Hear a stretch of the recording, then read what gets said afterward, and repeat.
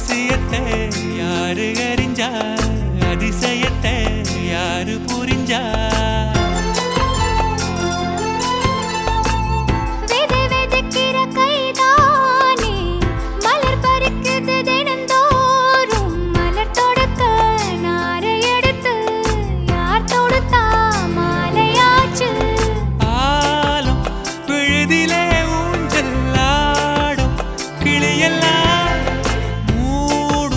சிறகில மெல்ல பேசும் கதையெல்லாம் தாலாட்டி கேட்டிடாமலே